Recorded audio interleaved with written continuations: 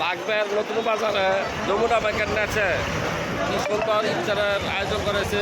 বিভিন্ন রকমের আইটেমের ইফতার আছে, সবাই আইসা ইফতার নেবেন।